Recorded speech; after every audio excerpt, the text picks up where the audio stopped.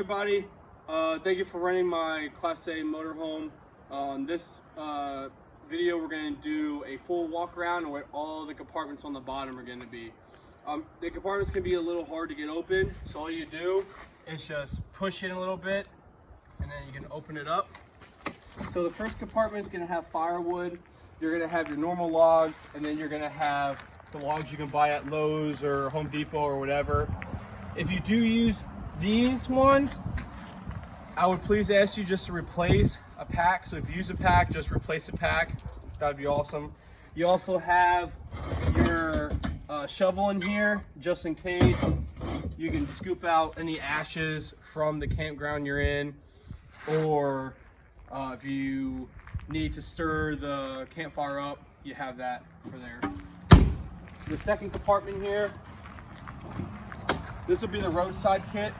So we have everything here you're gonna need for the roadside. You got 3 ratchet straps here. You have your whole highway roadside kit. You're gonna have your jumper cables. You're gonna have wheel chocks for the wheels if you need them. You're gonna have zip ties. You're gonna have a 20-ton jack here that you're gonna need to change the tire, but if you do, you can just call roadside and they'll be able to change it for you. You're gonna have another 50-foot hose here. And then over here, you're gonna have a breaker bar with the socket that's gonna be for this, and also a lug wrench, the 4-sided lug wrench on there as well. This is everything you're gonna need for here. I believe inside the roadside kit here, there's a red box and they're gonna have triangles in there, and the triangles that you can put out every 25 feet, 50 feet, and then 100 feet. So you put them back behind the motorhome. After this, you're gonna have your low drain point. This is gonna have storage. You got your other chocks in here. Right here is your low drain. You shouldn't have to worry about it. All that does is if your sink is backed up, you can open up that, and that'll be the kitchen sink, and all the water drains out from the bottom. So if that happens, that's where you can go and drain it. On the next compartment, this is where your propane is at. So this is where your propane tank will be. If you're traveling down and you're going over a bridge or through a tunnel or somewhere where they want RV and campers to pull over, mainly it's because of your propane tank. Right now, all the way to the right will be closed. There's closed, and then open it up, and there's even right here open that's on it. Turn it all the way to the left, and I just back it off a little bit, and there it's open. So if they ever stop you, this is pretty much what they want to do. Make sure you got enough fuel to get through where you're going. Right there's your propane tank and a spare tire as well.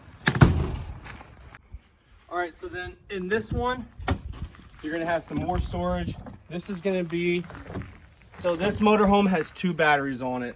You're gonna have your battery back here for the chassis, and you're gonna have the battery up front that's gonna power the engine and everything. This battery back here will charge up with the alternator front and also with the generator when you turn it on. Down here, you're gonna have 2 relays. These 2 relays here are what powers the slides. You're gonna see this red one that comes up here, and then this red one right here that comes up.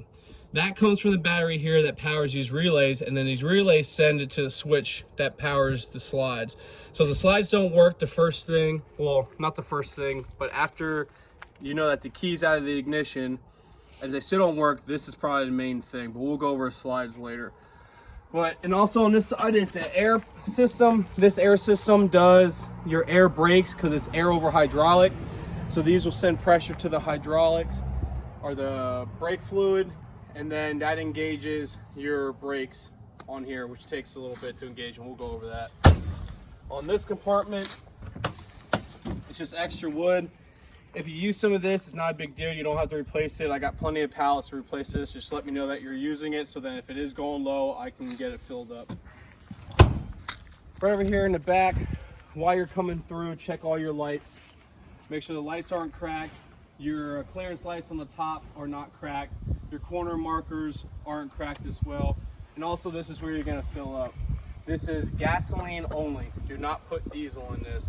I believe this is a 60-gallon tank, so if you fill this up with diesel, you're going to have to pay someone to tow it from the pump or wherever the RV dies, and then they're going to have to drain out or take the tank down and then fill it up with gasoline and go through the whole fuel system. So make sure you put gas. Even says on here, unleaded fuel only. Don't put gas on it. Over here, this compartment is going to have all your black water and electrical. This is where your black water and gray water hoses will come out of, and this is where your electrical is going to be. Electrical will feed down through this hole, come out the bottom, you can plug it in. Next one is here. This is where you would plug in your fresh water and your gray water and black water hoses at. We'll go over this later, but this is where that compartment is going to be at. This compartment here, this is where the generator is at. Your generator is underneath here. For some reason, if the switch inside doesn't work, you can actually come out here and start it remotely from the actual generator itself. But right now, the switch inside works just fine to turn on the generator.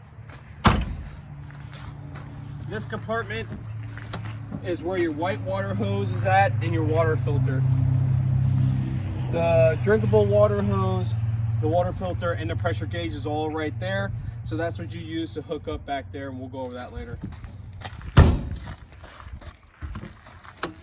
This one here, this is just more storage space. I got some more wood on here for you guys to use. This side, this is more storage space. We got some chairs in here for everyone to use and some mats, but that's where that's going to be at. Also, again, when you're walking past, look at everything, make sure everything's good, make sure there's no big cracks, make sure the slides are fully in, the awning, protect those are fully in. That's good. Up front here, you got your mirrors. You can adjust them the way you want inside. This is where your engine bay is at, and we'll adjust everything when we do a pre-start on it. And make sure this is your windshield's intact. There's no big chips, cracks, or anything like that. If there is, please let me know. All right, that concludes the outside. And